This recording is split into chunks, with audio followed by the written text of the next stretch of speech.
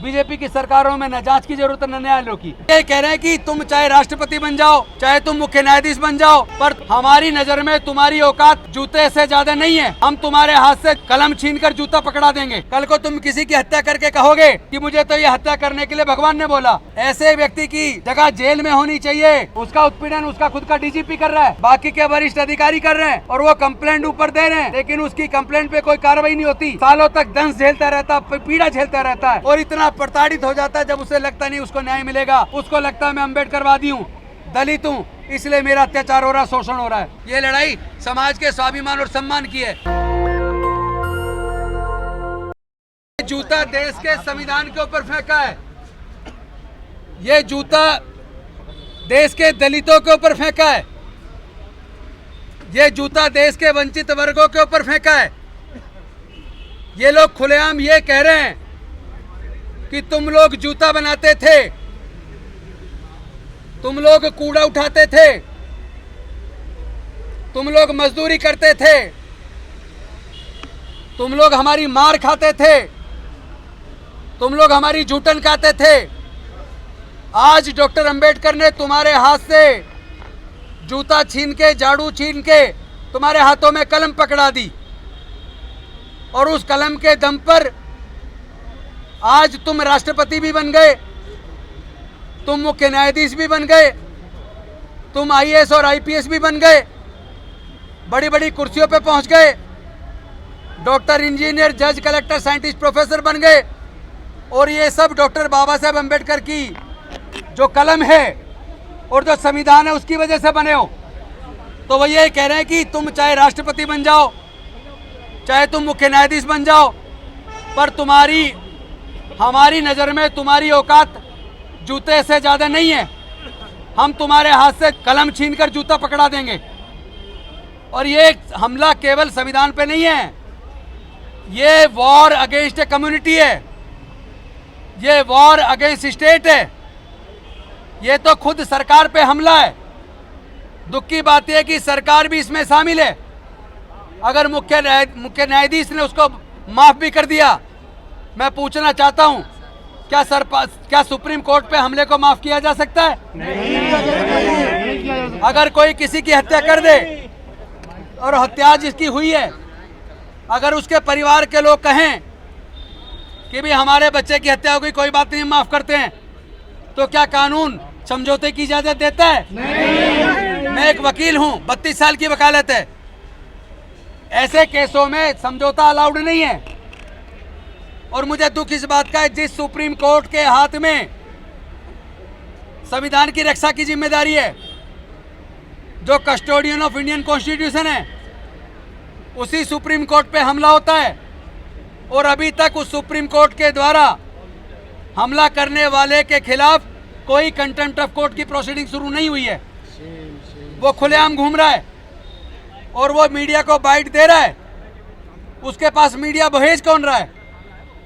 और वो मीडिया को कह रहा है कि मुझे तो भगवान ने कहा कि तुम चैन से कैसे सो सकते हो, और मुझे हमला करने के लिए भगवान ने बोला।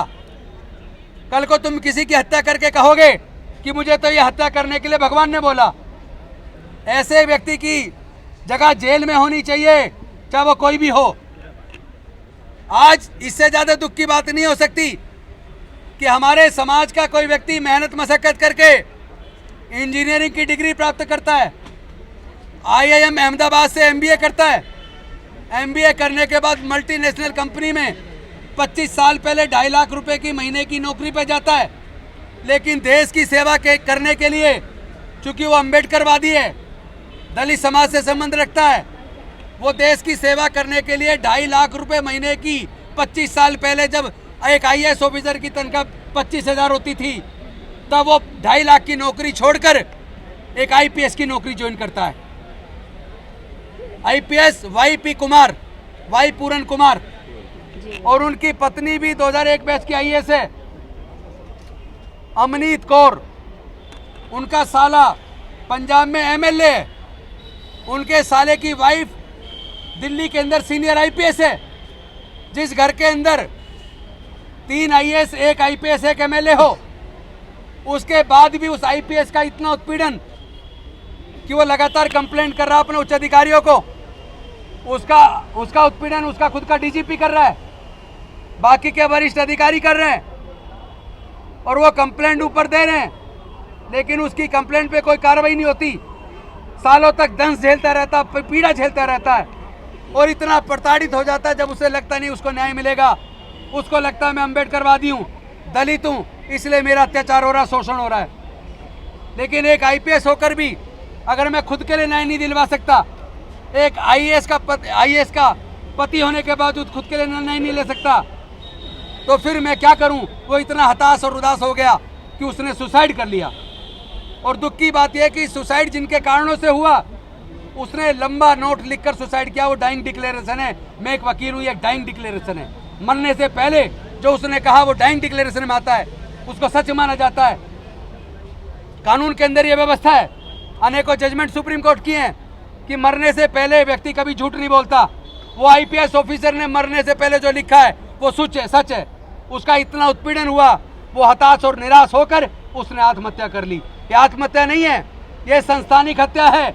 जिस तरह रोहित वेमुला को प्रताड़ित किया गया, हॉस्टल से निकाल दिया, वो दुखी हो गया और उस युवा ने आत्महत्या कर ली।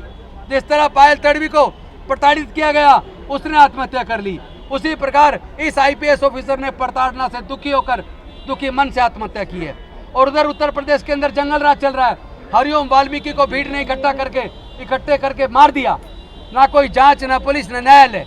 बीजेपी की सरकारों में न जांच की जरूरत, न न्यायालयों की। आपको याद होगा आज की राष्ट्रपति द्रौपदी मुर्मू जी जो आदिवासी समाज से आती हैं, वो दिल्ली के होजकास के जगन्नाथ मंदिर में गई। मंदिर में उनको गर्भगृह में नहीं जाने दिया। और जब हम सब ने इस पे आवाज़ उठाई, भानु जी भी उधर पीछे खड़े हैं, एडवोकेट साहब, हम सब ने मिलकर आवाज़ उठाई, रतनलाल जी ने, जितने भी समाज के लोग हैं सब ने आवाज़ उठाई। तो उस ब्राह्मण ने, उस पुजारी ने एक बयान दिया। उसने कहा कि हमने राष्ट्रपति को नहीं बुलाया, हम जिसको वर्ण करते हैं केवल उसको मंदिर में जाने देते हैं। एक आदिवासी राष्ट्रपति को मंदिर में नहीं जाने दिया। इससे पहले रामनाथ कोविंद, एक दलित राष्ट्रपति, उनको भी मंदिर में नहीं जाने दिया। तो मैं पूछना चाहता हूँ, क्या दलित समाज हिंदू नहीं है? मुझे तो लगता है इनके वर्ण व्यवस्था के हिसाब से हम हिंदू नहीं है, इनके मनुस्मृति के हिसाब से अछूत हिंदू नहीं है। इसीलिए हमारा रोज आए दिन प्रताड़ना हो रही है, गला छूने पर हत्या हो रही है, मूछ रखने पर हत्या हो रही है, खुलेआम हमारी बहन बेटी की इज्जत लूट के सामूहिक बलात्कार करके उसकी हत्या कर दी जा रही है। हमारे सुप्रीम कोर्ट के चीफ जस्टिस पे जूता फेंका जा रहा है। तो हमारे आईएएस आईपीएस सुरक्षित नहीं है, आत्महत्या कर रहे हैं, हमारे छात्र आत्महत्या कर रहे हैं। तो मैं पूछना चाहता हूं साथियों, क्या इस सामाजिक न्याय की लड़ाई को, इस देश के संविधान को बचाने की लड़ाई को, अपनी बहन बेटे की अस्मिता की लड़ाई को, अपने इस समाज के स्वाभिमान की लड़ाई को हमें लड़ना चाहिए कि नहीं लड़ना चाहिए?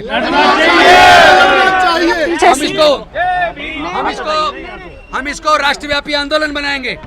अभी तो हम सरकार को चेताने की कोशिश कर रहे हैं। आज हमने शांतिपूर्वक तरीके से न्याय की मांग करने के लिए वाईपी कुमार के हत्यारे को तुरंत बर्खास्त करके जेल में डाला जाए, पहली मांग। दूसरी मांग, जिन्होंने चीफ जस्टिस के ऊपर हमला किया उनके खिलाफ यूएपीए में मुकदमा दर्ज किया जाए, उनको कंटेम्प्ट ऑफ कोर्ट की प्रोसीडिंग शुरू की जाए, उसको जेल में डाला जाए।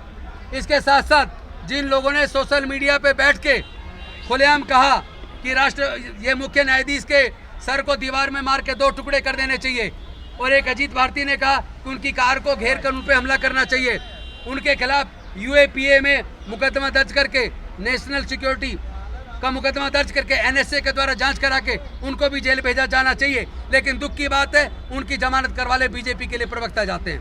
और सबसे बड़ी दुख की बात है, पिछले 10 सालों में लगातार दलित उत्पीड़न के मामले में उत्तर प्रदेश की सरकार नंबर 1 पे, उत्तर प्रदेश में सबसे ज्यादा उत्पीड़न है। एनसीआरबी का डाटा बताता है अकेले उत्तर प्रदेश के अंदर पूरे देश के होने वाले दलित उत्पीड़न का 26.2% दलित उत्पीड़न के केस अकेले उत्तर प्रदेश में हो रहे हैं। और पूरे देश में जो दलितों के उत्पीड़न है उसका 72% उत्पीड़न के केस 5 बीजेपी शासित राज्यों में है। एक उत्तर प्रदेश, राजस्थान, मध्य प्रदेश, महाराष्ट्र, बिहार। तो साथियों एक बात ध्यान रहे, यहाँ कोई किसी पॉलिटिकल पार्टी का नारा नहीं लगाएगा, ये किसी पॉलिटिकल पार्टी की रैली नहीं है, और ये यहाँ कोई राजेंद्र गौतम का भी नारा नहीं लगाएगा। ये लड़ाई समाज के स्वाभिमान और सम्मान की है। नारा लगाना है तो डॉक्टर बाबा साहब अम्बेडकर का लगाना है, नारा लगाना है और संविधान की रक्षा करना है। जय भीम जय भीम। दस्तक की आपसे गुजारिश है कि अगर इसको बचाना चाहते हैं तो नेशनल दस्तक को सब्सक्राइब करने के लिए रेड कलर के सब्सक्राइब बटन को दबाएं, फिर बेल आइकन की घंटी दबाएं। नेशनल दस्तक को बचाने के लिए बहुत जरूरी है कि हर खबर को शेयर करें, लाइक करें, कमेंट जरूर करें।